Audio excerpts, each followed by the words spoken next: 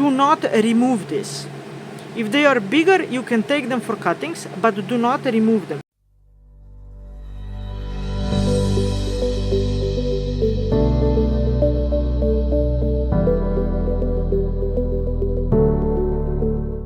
Hello everyone, welcome back to the channel. Today what we'll do something with Venus flytraps. And it turns out I have this guy. This is Korean melody shark, potbound for half a year probably.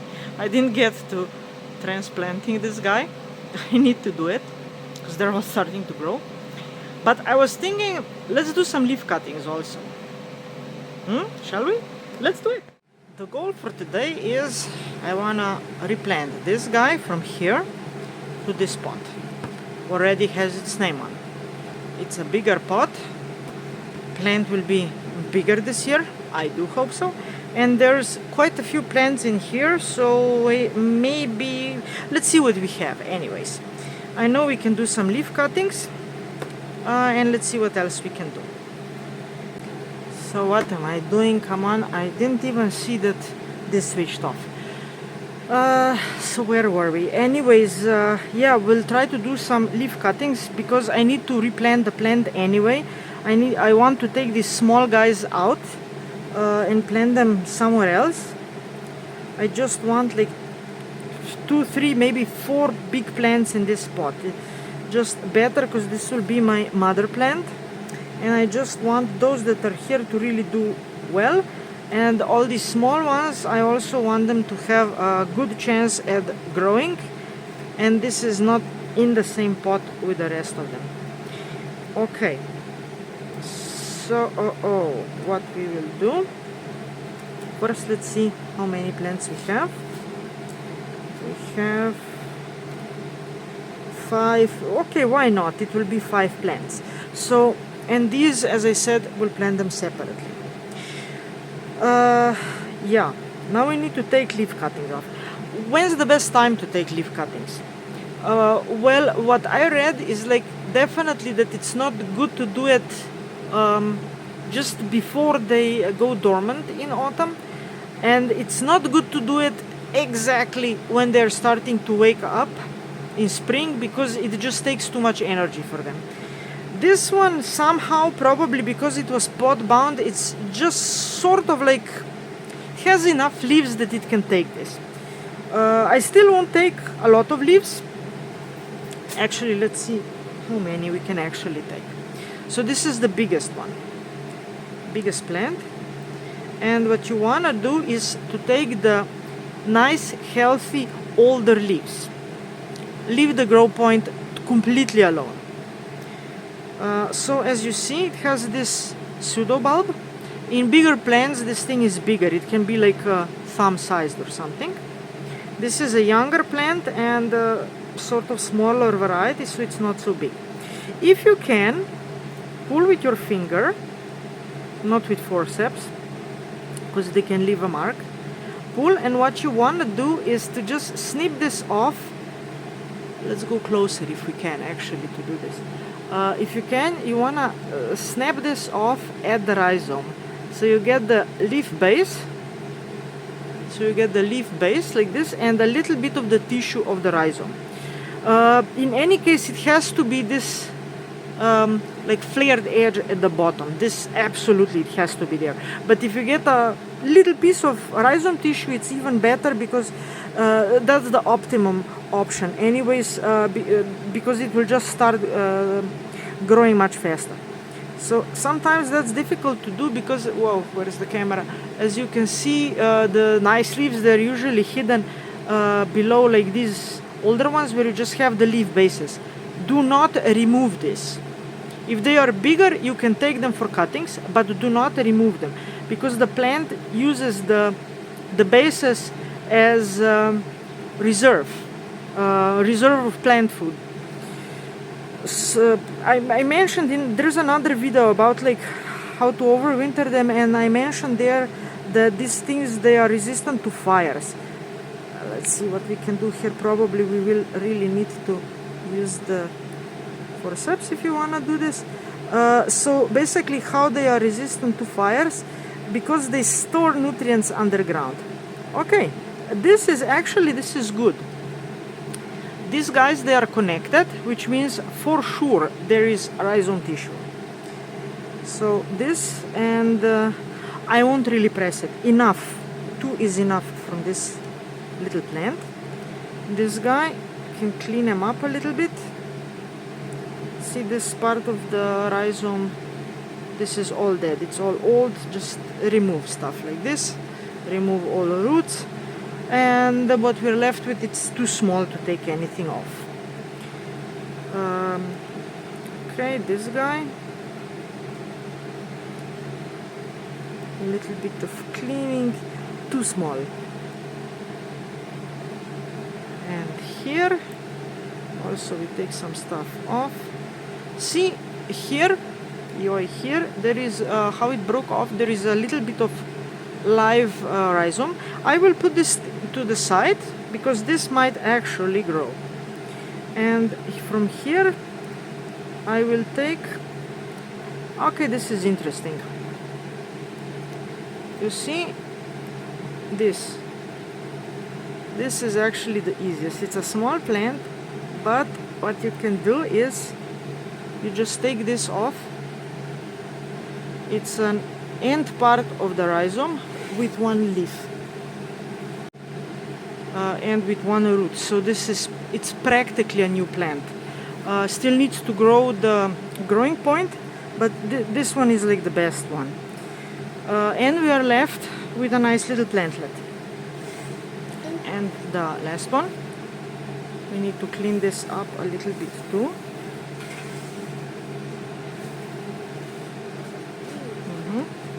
Thank you. We have little visitors here. Okay. So here what we'll do, we'll also just snip off the back end. This is basically cheating. You snip off the back end of the plant and you basically have a plant. See, something like this, if you want to, you can snip it off, snip it in two here. I will leave it all together, it will just make a bigger plant, but you could still snip this in half. Just for the fun of it, let's take one more leaf here. Okay, like this. And this is more than enough. So now we just need to replant these plants. Focus. Okay. So they need the roots. They need to be extended down the hole. So make a hole that's too big. Just pop your plant in, and that's it. Okay, so we planted these guys. This can go now into the collection. Now we need to plant our cuttings. So I have a pot prepared here.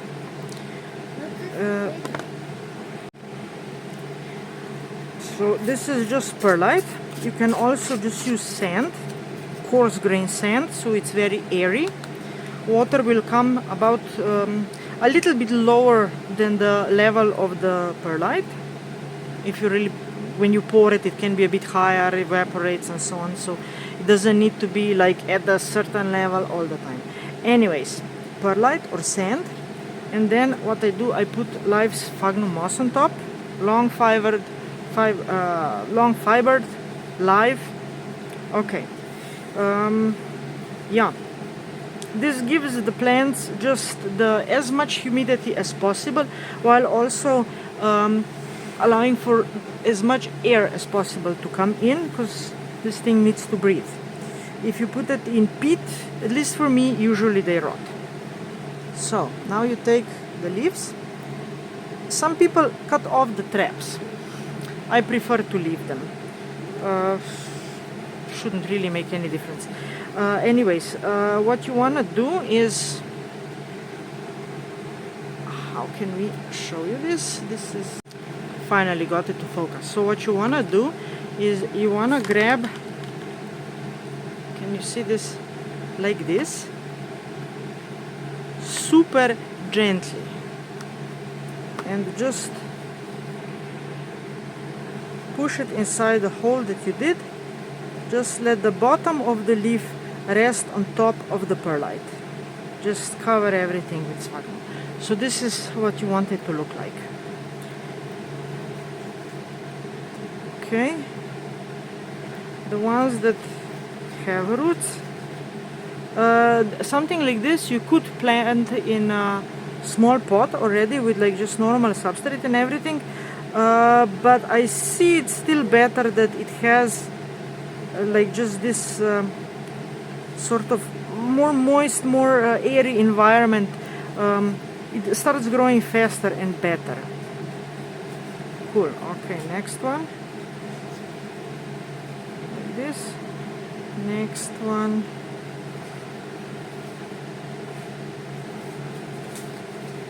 Like this. And we'll also put all of these like just rhizome parts, everything goes in. Take care, the stuff that has roots, make sure you don't bend the roots more than necessary. So in this case I will just make the hole completely to the bottom and push the roots in as deep as they go. Okay,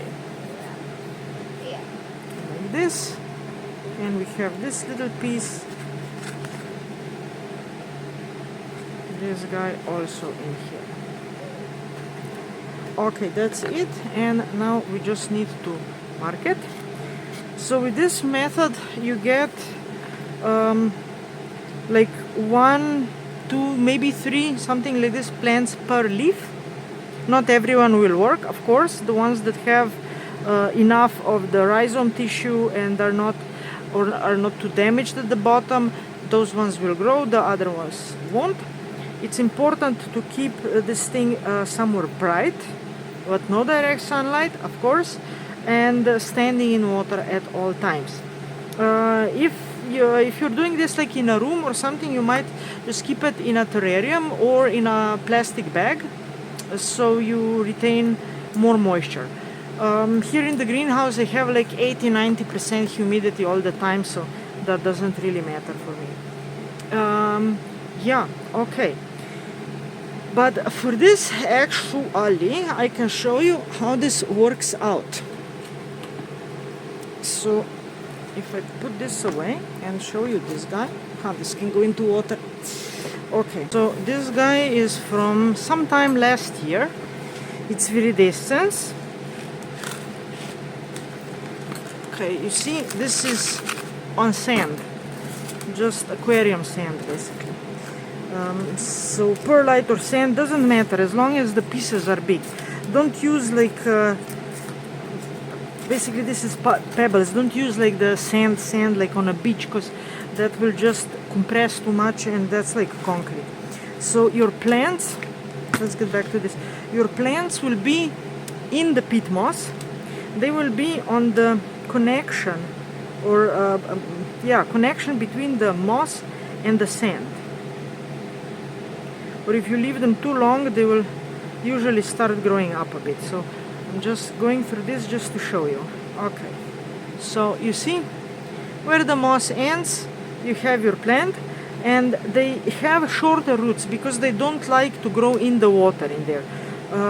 So basically when you see the leaves poking out, the baby leaves poking out of the peat moss, it's time to transplant them, not like as soon as you can. It's like no hurry, no drama. Like you see, this is here for I don't know how long, could be even for a year, I don't even know, half a year at least.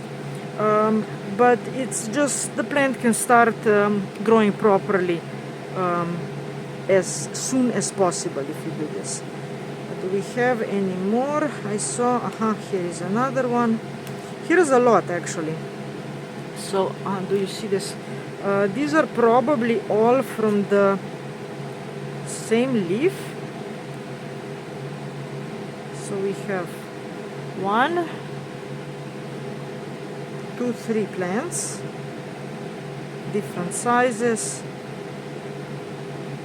I like to pull them out bottom first. They break the least. I think that's it. Sometimes you get more, sometimes you get less. But if I remember, I didn't even put a lot of leaves in here. And this can just be reused. Like, just take out the stuff that has decomposed the most, reuse it, use it again, or even dry it out and, I don't know, use it anywhere else. Don't throw the peat moss away. Like, it's always a good resource. Cool. Yeah. So these guys and these guys will just go on a tray to grow out more. This is all of these plants, these little plantlets planted out. See, there's quite a lot. I prefer to grow them on in like these seed trays that are just filled with the same substrate as I use for the adult plants. I feel that like it gives them the most space to develop properly. Heating is turned off. Yeah, it gives them the most space to develop properly. Anyways, thank you so much for watching. Please like and subscribe, and see you next time.